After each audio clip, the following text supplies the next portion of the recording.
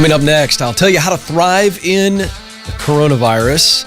I'll tell you about the most important hour in your day, and we'll take your calls and your chats. It all starts right now.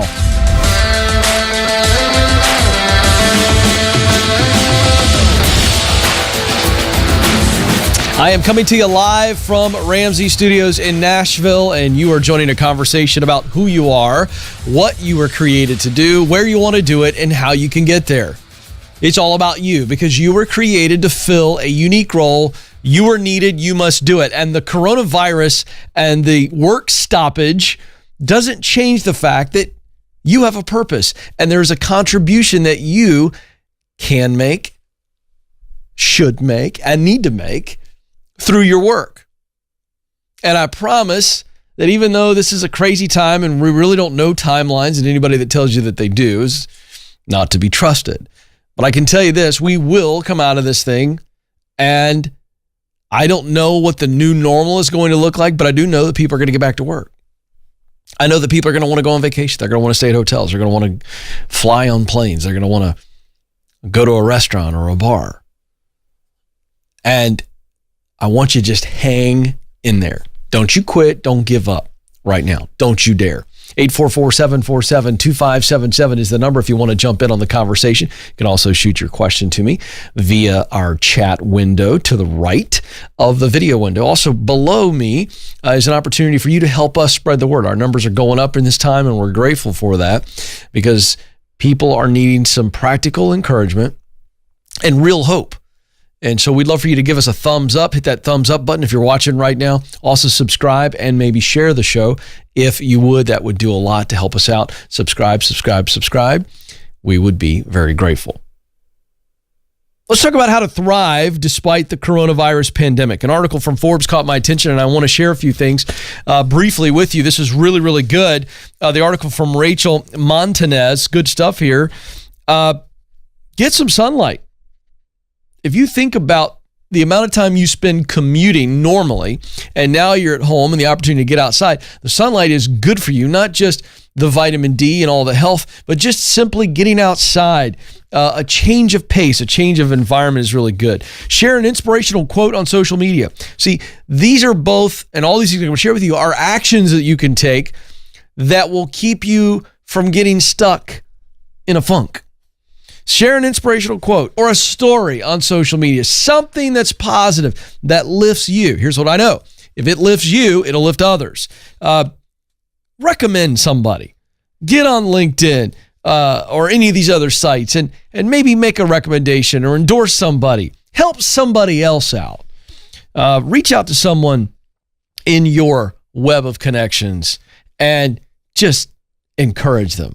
Even if you feel down in the dumps, if you encourage somebody else and you realize, hey, I'm not the only one in this whole deal and I've got it pretty good, that'd be a great, great thing to do. Here's one I had not thought of, and I love the suggestion in the article. Based on research of Hilton hotels, 73% of survey respondents claim they're happiest when they eat breakfast.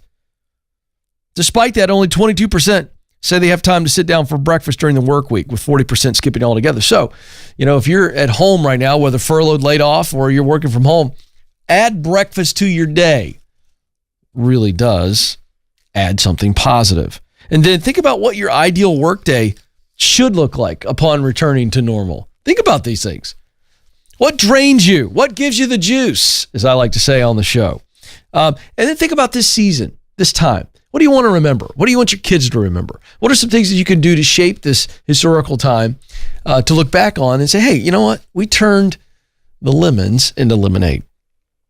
And then think about your definition of work. I love that she suggests this. I don't even know if she's aware of the Ken Coleman Show. But what is work? Is it an opportunity for you to contribute? Is work something that you're good at and that you love, that produces results that matter to you? That's what we believe here on the Ken Coleman Show. And then, what would you love to do in this downtime that you put off for a while? Start something? Create something? Think about what you can do now in this downtime. Good stuff there from Rachel Montanez and Forbes. All right, 844-747-2577, 844-747-2577 is the phone number. We're going to jump into the chat room as well. Would love to have your questions. Make them short, sweet, specifically to the point. Let's start off with Mark, who calls us in Detroit, Michigan, the Motor City. Mark, you're on the Ken Coleman Show. Hello, Ken. Good to speak with you. Good to speak with you. How can I help? Well, I'm an older worker. I'm 64 years old. I've had a 40-year career so far. My last position ended a little over 2 years ago, and since that time, I found a little bit of contract work, not very much, and I'm looking for another, full-time position to sort of finish out my career for another, say, 5 or 6 years. But I'm having a very difficult time, being seriously considered, and just wondering if any of your previous callers had a problem like this and what you might have recommended to them. Absolutely. We've had callers say, hey, Ken, I just can't catch a break. And so what I do with them is what I'm going to do with you. I'm curious to know what your application process has looked like. What are you doing? And then what are you hearing? Well, I've been, looking for open positions and, applying to them and sending resumes, sending cover letters, working with direct HR folks at some of these firms, working with third-party recruiters. I've had a fair number of phone screens and, a lesser number of face-to-face interviews, but at the end of the day, really just haven't made it all the way through the process. Yeah. Do you get any feedback from some of these interviews that at least get you to the phone part of it? Sometimes, but most of the time, it's really sort of non-specific things like, you aren't what we're looking for, or something like that. Sometimes it's a little more specific, such as, you have too much experience, which I can kind of understand because most of the jobs seem to be, right now, 5 to 8 years experience is what most of them are listing, and I come along with quite a bit more. Well, so it's tough. Yeah, but you know what that means? That you've got too much experience? What that really means is we're not going to pay you what you want and what you're worth. That's what that means. That it's a lower. So you're applying for positions that pay less than what you're looking for. Well, that could be, and in some cases, I think that's true. Although I will say that the finances has never been all that much of an issue. There have been a few times, but generally speaking, they haven't been all that problematic. I also read that kind of response as, maybe you really are too old for us, because you're going to retire in another 5 or 6 years, which is probably true. Yeah, well, I think that's possible. I don't want to in any way dismiss the fact that you're older, and so that concerns people, and some people put you in a box. It's stereotyping. I don't like it. I think it's ridiculous because I want experience. I want somebody who can help me win. I don't care how old they are, but not everybody thinks that way. So here's what I would tell you. This always comes down to how you're applying. And I know you're sending out resumes. I know that you've gotten a third-party recruiter involved, and that usually helps. But I'm going to tell you the game changer, and it's why I wrote the book, The Proximity Principle. It's all about the right people and the right places. When you are putting yourself around the right people and putting yourself in the right places, opportunities will present themselves to you. You won't have to go look for the opportunities. And so in what you need to be doing is not just submitting resumes. You need to be working your web of connections. It's a chapter in my best-selling book, The Proximity Principle, which I'm going to give to you today if you don't already have it. And I want you to read the entire book, but I really want you to focus on the chapter on the web of connections, because that's how you get hired. We know from sociology studies, Mark, that most people get jobs through their network of acquaintances, not close personal friends. And so you think about how many people you know. And then you go another layer out and go, well, how many people do all those people know individually? And that becomes your big web of connections. And so before you apply, it's like you want to be identifying the companies that you'd like to get on with, the positions that they have open, and start to work backwards by saying, who do I know that knows somebody that works at those companies? And it might be 1 degree, 2 degrees, 5 degrees. But at the end of the day, Mark, I promise if you do the front end work of this web of connections, think of a spider web, and you're trying to get to the center of, I know somebody who knows somebody who works there, and that's how I get the vouch. They're going to vouch for you. And so you can submit your resume online and go through the normal process. But what you want is somebody going to that hiring manager on behalf of you and they endorse you at the top of the Ken Coleman Show resume. So I want you to go to kencoleman.com and get the resume guide. Hang on the line. Madison, let's get Mark a copy of the Proximity Principle, whatever format he wants, ebook, audiobook, or hard copy. And Mark, follow my game plan. It works. First of all, I know it works because I did it. It's how I got into broadcasting. And I've had hundreds and hundreds and thousands of people say, Ken, the Proximity Principle works. Your resume guide and the strategy with the resume guide works. But it takes hustle and a super amount of diligence and just intentionality to do what I'm describing here. Because it takes a little bit of time to figure it out. It's like an investigation. But you want somebody walking in and going, let me tell you about Mark. Here's how I know about Mark, or here's how I know Mark. I think Mark's a rock star. And all of a sudden, you're not in this wave of 10, 15, 20 applicants. You're at the top of the pile, Mark. That's how this works, and it will work for you, and that's what the strategy is. So hang on the line. Madison's going to take care of you. 844-747-2577. 844-747-2577. We go to Goodlettsville, Tennessee, not too far from here. Nick joins us. Nick, you're on the Ken Coleman Show. Hey, Ken. Nick, how are you? Good. Ken, using your principles and preparation, I had really strong momentum going with a career opportunity back first in March. Yeah. The next step was going to be to travel on site, meet with some of the C-level executives, and probably get a job offer after that. Yeah.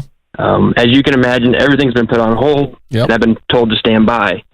So I need help building a strategy. Yep. How do I stay engaged with the hiring manager for this position and kind of keep this momentum going for the next few weeks, maybe a month, until we can travel again and I can get in there for that last interview?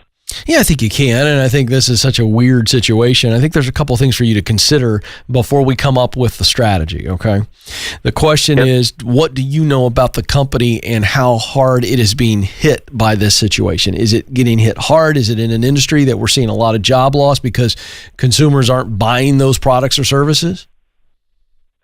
I still believe they'll still want to hire this position. They manufacture medical supplies. That's a really strong industry for them. Okay. I think they're doing well. Oh, okay. Have they told you, have they communicated with you, hey, we've just put a pause or a freeze on hiring? He told me to stand by and hold by until some of this stuff settles down. How long ago was that conversation? A week ago, last Friday. Okay. So it's only a week. And I think that's a really smart decision by a company to go, hey, let's hold off. And so were you in a group of applicants in a final wave? How close to getting an offer were you? Tell me what you know. What I know is I believe it was me and another applicant, and everything's gone very well so far. I had some really positive momentum. Yeah. And I kind of want to keep that inertia going to make sure they don't forget about me, stay relevant. Okay. I'm not sure if the other applicant is still, going to get brought on site for the job interview and such, or the final interview. Yeah. I'm not sure about that. All right. A couple more questions. I'm going to come up with a fun plan for you. Okay. Good. What is the position? What was it? It's a sales position. The title is called Business Development Manager. And would you be selling actual medical supplies? I would be selling contract services. So they're a contract manufacturer. Okay. So. Okay. All right. That's all I wanted to know. Designers. Okay. Okay. So you got a really good grasp of what you would be selling. Sure. All right. So here's what I want you to do. The last communication, was this a phone call or email when you got the standby communication? Email. Okay, great. And you replied. So here's what I want you to do. I want you to first today, as soon as we get off the phone, I want you to write a handwritten note. And I want the handwritten note, nice stationery, a card or whatever. And I want you to just write a note. And basically it needs to have these ingredients. I don't care how you say it, but hey, I wanted to say thank you for the opportunity to even be in this position of standby. I'm really grateful and obviously hopeful that we get back to normal soon and I have a shot to compete for this gig. I really want to. And I want you to know that I'm doing some things right now in this downtime to prepare to be ready to go. And I just wanted to say thanks for consideration. Let me know if anything changes. Until then, standing by and really excited. Standing by and preparing. You know what I mean? Something like that. Because that's just going to send a real nice message of, you're hopeful, you totally understand that this thing is out of his hands and you're not chomping at the bit, but you're excited. Okay? I want you to send a handwritten note. Then, sometime end of next week, okay, or middle of next week, send another email saying, hey, just wanted you to know that I know that you can't control any of this, but I am preparing for this like it's going to be an opportunity to at least be considered for the final decision. And here's what I'm doing to prepare. I've been doing research on the product and the service and the marketplace, and I really want you to do that. Could you find a way to kind of get prepared mentally to sell this product or service? Of course. I can build out first 90 days. Dude, I would do that and send it. I love that. Hey, here's some things I'm thinking about. Here's some things I'm reading this book right now. I'm training. I'm listening to this podcast about sales. Come up with a personal growth plan to train for this gig. You see what I'm saying? And tell him. Yeah. And it's not, you're not trying to kiss his butt or whatever, but it's just kind of, hey, I want you to know that I'm preparing right now. And that shows some real initiative. And don't say, hey, have you heard anything? Never in any of these things, the handwritten note or the email, do you ask, hey, you think you're going to be able to hire soon? Guess what? They'll tell you when they're ready. So don't ask them. But what you do is you show some initiative and just let them know what you're doing and what you're excited about. But I'd kind of leave it to maybe the handwritten note, and then a week later, send the email about what you're doing, and just kind of just be chill after that. But let them know you're preparing and you're excited. And I think that's all you can do right now. Okay. Yeah, I like that. I appreciate it. All right, man. Good stuff. Love Nick's juice. He's got the juice, man. The guy wants it. See, folks, there's nothing wrong with showing some hunger, as long as it's always bathed in humility and it's not obnoxious. You got to find that line. I write about this in the Proximity Principle, my best-selling book. There's a whole thing in the whole section in there. I talk about audacious versus obnoxious. And there's a line where you go from audacious is the audacity to kind of put yourself out there and go for it. Okay. And be okay. Being transparent and enthusiastic and go for what you want. But there's a line where audacious can bleed and then very quickly go into full-blown obnoxious. You don't want to be that. You don't want to be the fly. People can get on and stop emailing me, man. Stop. I don't know. You just don't want to do that, right? You don't want to create that tension. What you want is to be a breath of fresh air. Oh, that's nice. They didn't ask for me to respond. Didn't ask me what the timeline was. Just told me they're grateful. And just told me they're working and developing like they're going to get the opportunity. And if it doesn't happen, no hard feelings. So see, that's refreshing. See, that's the kind of stuff that sets you apart. So really embrace that audacious versus obnoxious, which, by the way, if some of you are going, hey, I don't have your book, Ken, I'm new to you.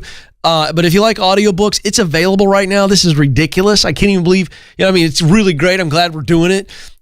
But I worked hard, Joe. I was in the studio for 4 days reading this book.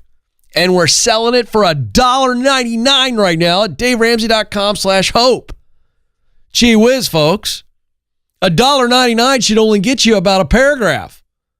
But it's getting you the whole book. I'm kidding. I'm actually thrilled about it. Go. There you go. You can't get a small Frosty for $1.99, Joe? Is that true?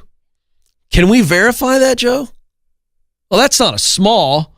Joe just went like this. You can't say, Joe went like this. That's not a small, Joe. Yeah, I don't know. See what happens? But let me just say this. I love that Joe is talking about Frosties at Wendy's. Leave it to Joe. The guy's awesome. He knows his fast food like nobody's business. Is Wendy's your go-to fast food joint, Joe? I think America wants to know. Oh, Chick-fil-A. All right, very good. Who doesn't love Chick-fil-A? My gosh. Oh, thank you. Madison has verified this for you fact checkers out there that a small Frosty is 99 cents. So you can get the Ken Coleman best-selling book, The Proximity Principle, for $1.99 to close the loop on how we got on that rabbit trail at DaveRamsey.com/hope. And boy, in this time of social isolation, don't we all want a Frosty? You got to be careful about the Frosty, though. The brain freeze will really get you. You got to slow down on that deal. 844-747-2577. Hey, we'll come back to the phones in a little bit. Let's go to the chat room. What do we got in here today? Oh, gosh. Love this username. Nico Comic Question. How do I get experience for a leadership role to get promoted? Boy, that's a good one. So, number one, you need to find out, and I'm guessing you know this, but we're talking about this is a specific leadership role in your organization. So what kind of experience do they value? Okay, I know this seems simple, but sometimes people, you're asking me the question, how do I get experience? Well, first, what is the experience that is most relevant? So let's be really clear on what experience you need. And then how do you go get that? So I'm not in a leadership role, Ken, but I want to get to it, but I need experience. And, how do I do that? So find out what the experience is that they're looking for. That's the first thing. The second thing I want you to do is, how can you add value to other leaders in that organization and follow? See, the best way to lead is to follow well. So how can you follow really, really well? See, if you're not being noticed and if you're not standing out in a role where you are following a good leader, it's going to be hard to say, hey, I want to lead. Follow well. Those who follow well get opportunities to lead. Why? Because you have followed leadership. You have modeled what it means to be a good follower, and thus you know what is expected of you, and now you would be able to say, hey, this is what is expected of the rest of you if you step into that leadership role. So don't overthink this. You don't have to just go somewhere and get this leadership experience. It's not even going to be relevant or even easy to do. So it's about being a good follower and then leading by example. See, you don't need a title to be a leader. You can lead on both sides of you. You can even lead up. You can do great things. What is leadership? You know, my former leader, John Maxwell, says it's just influence. If you boil leadership down to one word, it's influence is what he says. And I think he's right. So can you influence people on your team, your peers? Absolutely you can. Can you influence your leader? Absolutely. Can you influence other leaders in the organization? Absolutely. Can you influence people that maybe are a little bit further down or lower than you on the org chart? Yes, you can. So that's how you get the experience to lead. Follow well and influence well, and you're going to stand out. By the way, what I just delivered right there, that's gold. Some of y'all need to be writing that down. That's how you get opportunities to get promoted, to lead. Let's see. Megan Douglas writes in, I've been job searching to change from a retail job to an office job. Should I keep aggressively trying to get a new job or just be happy with the one I have right now? You know, I would still be aggressive, but understand what aggressive means in this certain time where people may be not hiring, put an actual freeze on hiring, or they're just kind of going, hey, let's just see how everything develops over the next 30 to 90 days. So aggressive would be, I talked about earlier in the program, the audacious versus obnoxious. Audacity is good. Obnoxious is not good. So I'd be okay hanging out right now, putting out the feelers, telling people, hey, I want to be here, but not pushing too hard. Let's do one more. Micah Harmon, my last 3 paychecks from the job I have. Oh no, the job I hate. My last 3 paychecks from the job I hate have bounced. I have a side business I love where I'm making more than my boss pays me. Should I quit the JOB and go full time with my side business? Yes, yes, yes. My goodness. You're not even getting paid. You hate the job and the checks are bouncing and your side business is paying you more. I'm out. Deuces. That's your message today. Like I'd quit right now. I mean, like right now. No. That is no need to stay around for that. That's not good for anybody. 844-747-2577. 844-747-2577. Okay. What's the most important hour in your day? Some of you right now are going, it's happy hour, Ken. By the way, alcohol sales are through the roof. Be careful out there. We don't want to drown our sorrows. We don't want to drown uncertainty. We want to face it, own it, and move through it. Now, I want to talk about what I think is the most important hour in your day. And more so now than ever before. So let me tell you first about cortisol. Now, some of you have heard of cortisol. This is literally the chemical that your brain, think of your brain like an IV machine, right? It's just pushing stuff through that IV down into your body. And so cortisol is what your body what your brain shoots into your body when you're stressed out, primarily when you're scared, when you're afraid. Okay? And so animals have this, humans have this. It's that lizard brain I talk about a lot, this fear. And all of a sudden when we are afraid, what our body does is it gets that injection of cortisol. And so it gets us this heightened sense, and we're just looking around and we're just making sure that we get protected, right? That we don't get eaten. That's what animals are worried about, right? You've all seen those nature shows, the Serengeti, those poor antelope or deer or whatever they are, or Larry the wildebeest who's trying to get to the water hole and there's a lion sneaking up on him, and boom, the head pops up and they're on high alert. If it's the deer, the whitetail, whatever it is, just everything's on alert and they get super tense. We've seen that. That's what's happening. In that moment, their body is being flushed with cortisol, and that's what happens to you multiple times a day.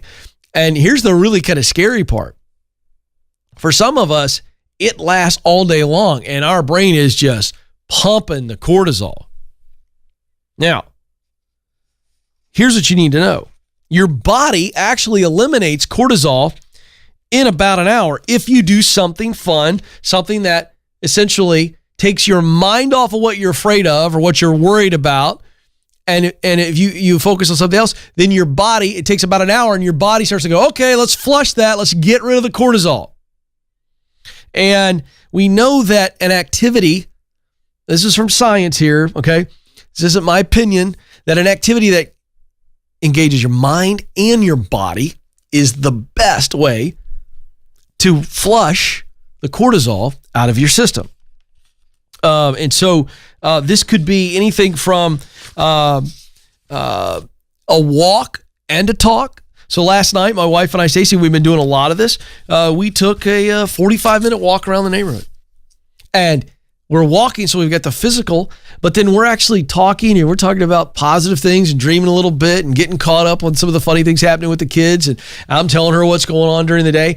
And so we're not worrying. We're not talking about any uncertainty. We're engaged mentally and physically. For you, it could be painting. For you, it could be playing on your guitar or playing the piano for an hour. But something that engages you fully for at least an hour. And it's something that, again, you enjoy. You look forward to this. Now, here's what's going to happen. Number one, if you are dealing with some uncertainty and some stress and anxiety, and who among us isn't, what that does is it gives your body a sense of relief. Now, here's the key. What you've also got to do is not just engage for an hour in something fun and enjoyable, but also think about it throughout the day. Schedule it so that you go, oh, this is great. I'm looking forward to this. And that also helps get your focus on something that's positive. And then once you get into that hour and your body flushes that cortisol, well, you're going to get some tremendous relief. Here's the deal. Don't allow yourself coming out of that hour to get re-triggered. Let's maximize this hour to take us into a better place to where we are spending more of our time focusing on things that we can control and things that are positive or things that we are grateful for. If you can't be positive, you can at least be grateful, and you'll see what happens. I'm going to talk more about that tonight in my Message of Hope, 7 p.m. Central on my YouTube page right here. And also kencoleman.com/show. You don't want to miss that. I'm going to break down how our brain works so that we can then use our brain the right way and allow our brain to help dictate our actions, which will then give us much better feelings. So you can't act your way into emotions that are good. You must think your way into new actions, and those actions will create those emotions. I'm going to go deeper into that tonight at 7 p.m. right here on our YouTube page or kencoleman.com/show. Would you tell people about that, by the way? It's going to be really great, really excited about it. It's a deep dive. If you've been watching the show for some time, it's not a whole lot of new information, but I really want as many people as possible that aren't aware of our show, that they know you and they trust you. If you say, hey, you need to hear this message tonight, this is really going to help you, and it's going to practically walk you through how to thrive in uncertainty. So check it out tonight, 7 o'clock, right here on our YouTube channel. 844-747-2577, 844-747-2577. Before we go anywhere, let's go to the control room. I'm going to put them on the spot. I want to know, I just talked about the most important hour of the day. What's your thing, Madison? What do you, I want you to tell me. So yours is spin class. This is at least an hour thing where this is something in your day. If you get on the bike and you're spinning, you look forward to it.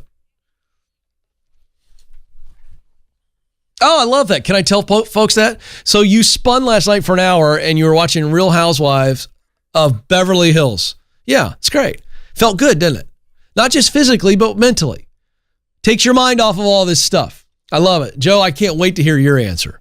If you got an hour in your day and you're just looking forward to this, and we just talked about the most important hour of the day, and this takes you to a happy place for an hour at least, you're engaged in this, you're happy. What is it? Ha! Madison just said in my ear, the commute to Wendy's. That's not an hour. Come on. And what are you doing? Okay, so his wife goes to bed early, and Joe then has his movies and shows that he likes to watch, and that's your happy place. All right, very good. Nathan, what do you got? Joe, you got to speak for Nathan. He's not on the mic. 7:30 after your little kids go down. Boy, I know it. It's not even anything. It's just that. That's your happy place. You just, whatever happens. Yeah. Listen, that's a dad right there. It's full time, man. And when those kids go down, it's like, it's just, okay, all right, I get to exhale. I love that. That's so fun. All right, good stuff. In the chat room right there, for those of you that are watching, let's encourage each other. Fire away right now.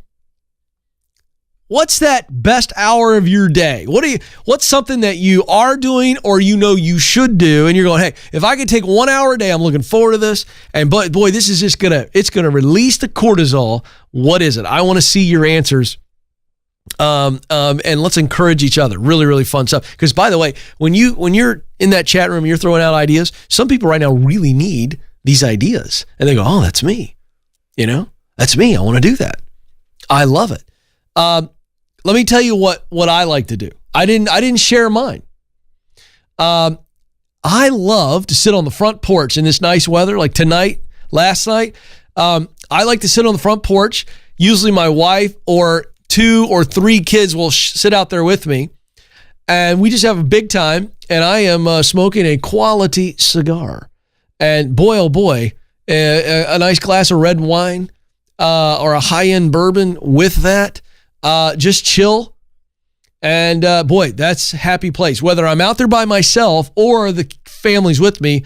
And some of you are going, Ken, what about the secondhand smoke? A, we're outside. B, I make sure that I'm upwind so that we blow it the other way or whatever. So people just like to shame all of us these days. I'm a responsible cigar guy. Joe, you had something to say?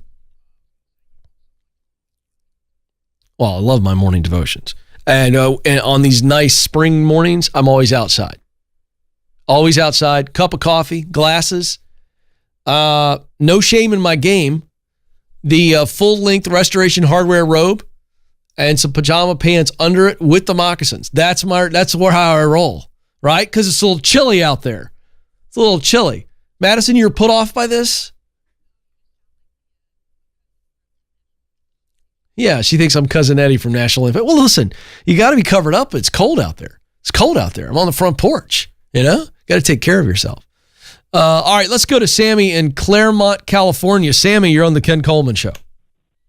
Hi, thank you for taking my call. Sure. And I'm a bit nervous, so I hope I don't... Hey, why would you be nervous when you just heard me talk about my robe and my pajama pants and my glasses and big hair on a morning and coffee? So now you've got an image of, oh, that's who I'm talking to right now? That should relax you a little bit, right?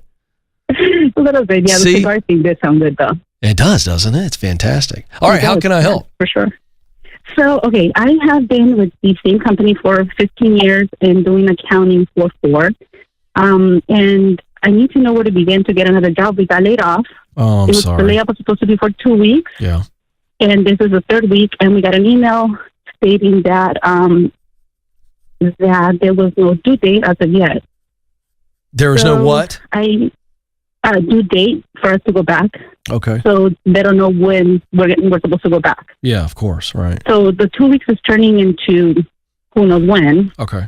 And I need, maybe, I heard you speak something about being kicked out of the nest is one of the best things. It is a toxic environment. Yeah. And it has made me just think about what I want to do. And after 15 years of being with the same company, I don't know where to begin. Okay, good. To look for a job. All right, let's just have some fun for a moment. And I want you to suspend all disbelief. And what I mean by that is don't think about how hard it is to get here or there and how that would happen and what the timeline looks like and all the things. I just want you to let your heart answer this. And I think you've got an answer or two. Okay? So, Sammy, let's say I could wave my Ken Coleman Show pencil in the air and I could just put you somewhere on Monday morning, making the money you need to make. You couldn't fail. You were guaranteed to succeed. And another fun little thing is you wouldn't have to commit to this for the rest of your life. It's just the next adventure. It's something maybe you've always wondered about. It's work that you pretty much know you would really enjoy. You know you're good at it. You know you enjoy it. And it would create a result that mattered to you. What would you try on Monday morning if it was just up to you? Money wasn't an object. What would you do? Without honesty, it has nothing to do with what I'm doing right now. It would have to be cosmetology. That's fantastic. Did you hear your brain, though, try to make you guilty? Did you hear what your brain just did? Yes. Isn't that funny? Isn't that funny? You had the answer, but before you gave me the answer, you went, oh, gosh, and you giggled, and then you said, well, it has nothing to do with what I'm doing right now, but I think I would do cosmetology. And you was like, you were embarrassed, but there's nothing to be embarrassed about. Am I right? You're right. Oh, now let's have some real fun. Let's have some real fun. Yes. Now that we know the what, I want you to tell me and yourself why. Why'd you pick cosmetology? That was such an easy answer. That tells me it's been sitting there on your heart for years. Why cosmetology? It has. First, I like to interact with people, to talk to them. And I just love the pattern of doing hair and making somebody look beautiful or handsome if it's a male, coloring hair, just putting my hands to work. Yeah, you know why? I love it. Because you're creative. You're a creative person, aren't you? I am, yeah. Yeah, and you love to connect with people. I do. I truly do. Yeah. And the toxic environment which I am in, I daydream about cosmetology. I know. Love it. Oh, my gosh. Well, that's your answer. So you actually, your brain lied to you when you started the phone call when you said, Ken, I have no idea where to start. That's not true. You absolutely know. I have no idea where to start as far as an office job, and I'm just so done with it. I get that, but here's the deal. What do you need to make? What have you been making? What's your salary or your hourly? I don't make that much. I take home about 22. Okay, so here's the deal. Because you got laid off because of this coronavirus, you are eligible for a pretty good unemployment check. Are you aware of this?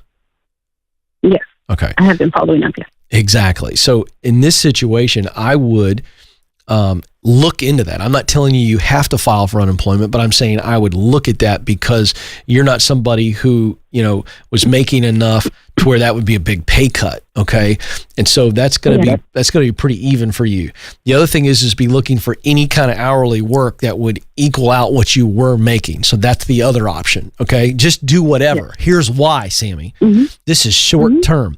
We know that this economy is going to get back going again, and we know what you want to do. So now I want you doing some research starting today, if you don't already know, and you probably already know, but what is it? So we just walked you through stage 1 of my 7 stages to meaningful work, to giving yourself away. And stage 1 is get clear. You're clear. We just did that. Stage 2 is get qualified. So you have to answer the question, what is it that I have to learn and do to get qualified to be able to do hairdressing, color, nails, face, whatever? What kind of state boards do you have to pass, or whatever do you have to do so that you could get hired or you could start your own thing? You understand what I'm saying? Oh, yeah, I've looked into that already. You already know it. So then the next question, so check that one off. The next question is, how much is that going to cost me to get qualified? And then based on my financial realities, how long is that going to take? When you get those answers, Sammy, you're ready to go. You got a plan. You got a plan. And so you either do the unemployment in the short term, or you go get a couple jobs right now just to make the same amount of money you've been making or more, so that you can stay afloat and actually be thriving. Okay. And then you start preparing now. What's the plan? When I come out of this coronavirus thing, how do I start the plan to get qualified so that I can do what I've always wanted to do, what you daydream about? Oh, Sammy, I'm so excited. I'm so excited. See, folks, is she going to be a little bit delayed right now? Maybe. But it doesn't matter, because Sammy's going to come out of this thing raring and ready to go, and Sammy's going to be doing what she was created to do really soon. If that doesn't fire you up on this Coronavirus Friday, you got to go check your heart. Well, unfortunately, my time is almost up. But before I let you go, you matter. You do have what it takes. Thank you. Thank you for joining us. Until next time, this is the Ken Coleman Show. Press on.